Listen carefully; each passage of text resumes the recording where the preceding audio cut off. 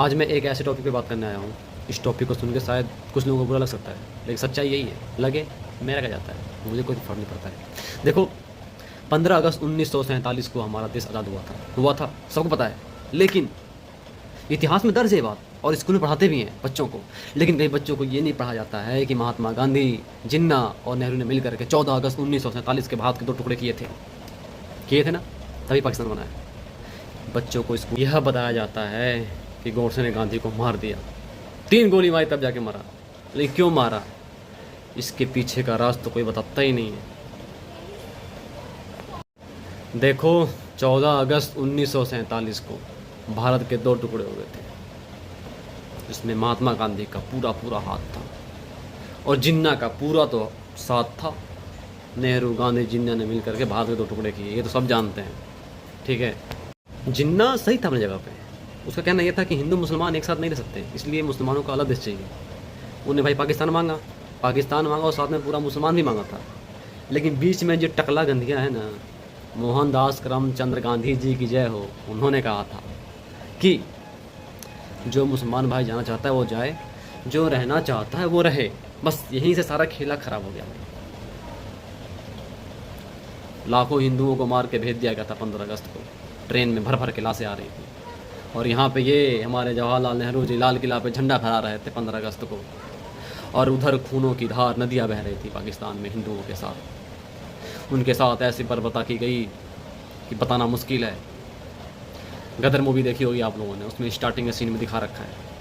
बस थोड़ा ही सीन है, उस सीन से आप समझ सकते हो कि उस समय दृश्य क्या रहा होगा। ट्रेनों में लाशें भर भर के आ रही थी पाकिस्तान से। इतनी मौतें तो भारत को आज़ादी दिलाने में नहीं हुई थी जितना कि भारत के आज़ाद होने के बाद भारत और पाकिस्तान के बंटवारे के वक्त हुआ था। लाखों हिंदुओं ने अपनी जान गंवाया, लाखों हिंदुओं घर से बेघर हो गए। किसकी वजह से? महात्मा गांधी की वजह से। और उन सारी मौतों का जिम्मेदार कौन था? जो 14 अगस्त और 15 अगस्त, 16 अगस्त, 17 अगस्त तक कई दिनों तक ये सिलसिला चलता रहा। लाश ट्रेन में भर भर के पाकिस्तान से इंडिया आती रही। इन सब मौत का जिम्मेदार कौन था? मात्र केवल एक इंसान था, वो था महात्मा गांधी। ये जो हमें मिली है आज़ादी, ये डंडे से नहीं मिली है और उस पतले बुढ़े से नहीं मिली है। इस आज़ादी के पीछे ना जाने कितने भाइयों ने अपने खून बहाए, जिनका नाम तक नहीं है इतिहास में।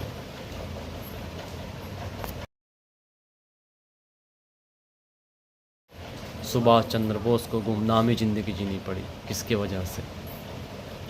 गांधी की वजह से, नेहरू की वजह से।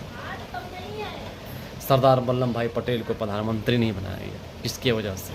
गांधी की वजह से। क्योंकि पता था सरदार वल्लभ भाई पटेल अगर जो प्रधानमंत्री बनता तो भारत का बंटवारा किसी कीमत पे नहीं होता। अगर बंटवारा होता भी तो आज जो ये कीड़े मकोड़े हमारे देश में रह रहे हैं ना, ये नहीं रहते।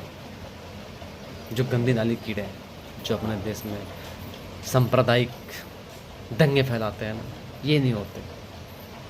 ये हमें अलग से PSC फोर्स नहीं लगानी पड़ती दंगा रोकने के लिए, बस पुलिस ही काफ़ी रहती है। और ये जगह जगह पे CRPF कैंप नहीं लगाना पड़ता हर एक महानगर में, शहर में। फिर बॉर्डर पे ही काम चल जाता, लेकिन आपस में